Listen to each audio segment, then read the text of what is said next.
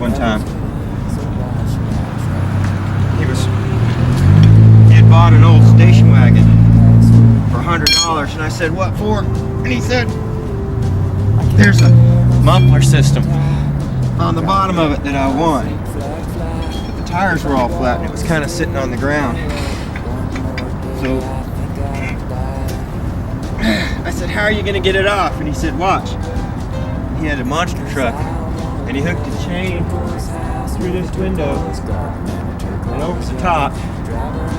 And then he hooked it to the back of his truck and he just pulled the car upside down, flipped it over, took the muffler off and the exhaust system, and then flipped it back. I admired his ingenuity. We first came to a yard sale at my house. Bought some baby stuff for his grandchild, even though he was only about 30 years old. And told me he was a mechanic. I'm always looking for a good mechanic.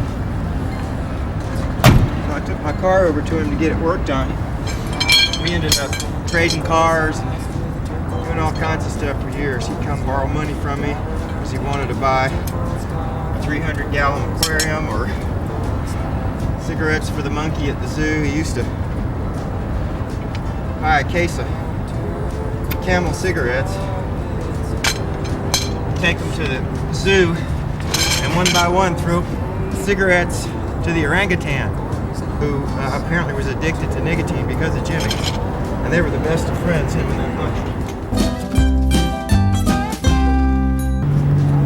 I went to his house one time, and he had a black eye. I said, "What happened to you?" And he smiled real big and he said, "Family reunion." He was one of the craziest people I ever met. He's a hazmat driver now. And by his own admission, he will kill anyone who gets in his way because he has been authorized by the powers that be to kill people that pull in front of hazmat drivers. Because if you don't run them over, then you're liable to jackknife your hazmat vehicle and create an even bigger problem. Jimmy Tuck came to my house one time and I was tearing out all the azalea bushes because I hate azaleas. And Jimmy Tuck lived in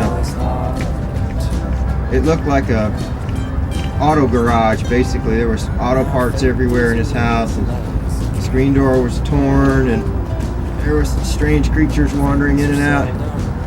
And I was tearing out azaleas, and he said, "What are you doing?" I said, "I'm tearing up azaleas." And he said, "I can use some flowers in my yard." And I said, I'll say that's true. And he said, "Well, what are you going to do with those azaleas?" And I said, "I'm going to throw them away." "Why, you want some?" He said, "Well, it depends. What color are they?" And I said, "I don't know." And he said, "Well, I'm not really interested in azaleas except the white ones." And his yard had no flowers in it.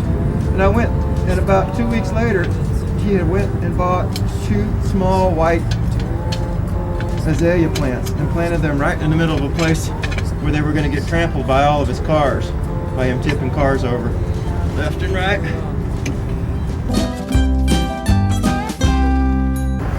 A couple years later, I was in the worst part of Pensacola,